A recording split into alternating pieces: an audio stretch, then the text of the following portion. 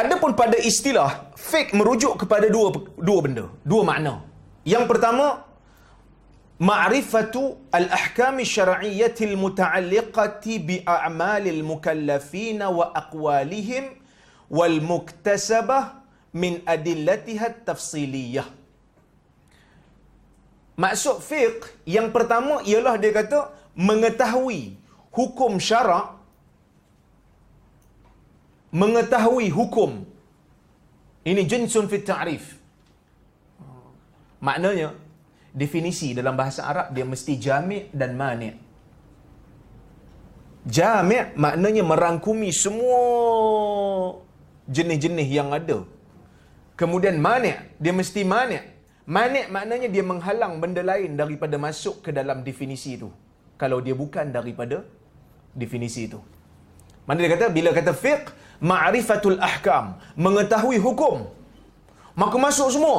Semua jenis hukum masuk. Sama ada ia hukum fiqh, ataupun dia hukum nahu, ataupun dia hukum apa lagi? Hukum adat, hukum akal, semua masuk. Jinsun fit ta'rif. Dia jenis dalam ta'rif yang masuk semua. Dia nahu pun ada hukum. Tata bahasa Arab ni ada hukum. Betul? Fa'il hukum dia apa? Saya belajar bahasa Arab. Fa'il hukumnya marfu'. Ini orang yang belajar tata bahasa Arab. Tata bahasa Arab tu pun ada hukum. Tapi dipanggil hukum nahu lah. Dia bukan hukum fiqh. Kalau orang yang tak mengaji bahasa Arab, nanti orang tanya, fa'il hukumnya apa? Fa'il hukumnya haram. Suka-suka hati dia je kan?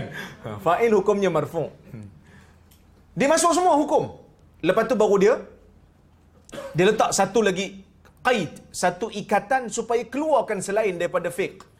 Dia kata ahkam asy-syar'iyyah, maka terkeluarlah hukum lughawiyah, terkeluarlah hukum aqliyah, terkeluar. Kerana hukum aqliyah, hukum nahwiyah tak termasuk dalam fiqh. Mula-mula kita letak satu perkataan yang umum masuk semua, lepas tu kita keluar sikit-sikit. Kita keluarkan yang mana yang bukan fiqh, kita keluarkan. Itu dipanggil ta'rif yang jami' dan mani'. Dia kata hukum syarak yang berkaitan dengan amalan mukallaf. Mukallaf ni manusia lah. Manusia dan jin. Mana tak termasuk fiqh kalau dia tak berkaitan dengan amalan malaikat. Sebab dia mukallaf. Wa aqwalihim, dan kata-katanya. Dan kata-kata mereka, kata-kata mukallaf. Maknanya perbuatan kita dan kata-kata kita berkaitan dengan hukum. Ada hukum yang keluar. Wal muktasabah, yang mana hukum ini diambil daripada dalil-dalil yang bersifat tafsil. Dalil-dalil yang bersifat khusus. Inilah yang membezakan fiqh dan usul fiqh. Suha. Makna yang kedua tadi, makna yang pertama, kita tahu, pengetahuan kita terhadap hukum dinamakan fiqh. Makna yang kedua, hukum tu sendiri dinamakan fiqh. Hukum solat wajib. Bila kita kata usul fiqh, ni adik-adik yang belajar UIA kan. Bila kata usul fiqh, apa beza dengan fiqh? Fiqh ambil hukum daripada dalil yang bersifat khusus. Ambil satu ayat Quran, keluarkan dalil. Keluarkan hukum daripada dalil. Wa aqimus salah. Maka daripada ayat wa aqimus salah wa atuz zakah, kita ambil hukum. Apa dia? Salat wajib, zakat pun wajib. Itu makna fiqh. Tapi kalau usul fiqh, bukan gitu. Usul fiqh, kita tengok satu dalil, tengok satu dalil bersifat umum, keseluruhan dalil kita tengok, lepas tu kita rumuskan satu kaedah. Al-amru lil wujub.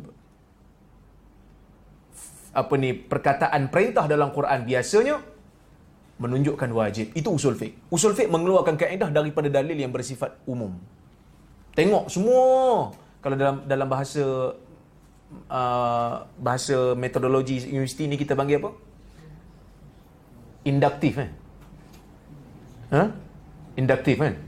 Maknanya kita tengok juzuk untuk kita buat kesimpulan yang besar. Betul? Sukatilah dia katakan.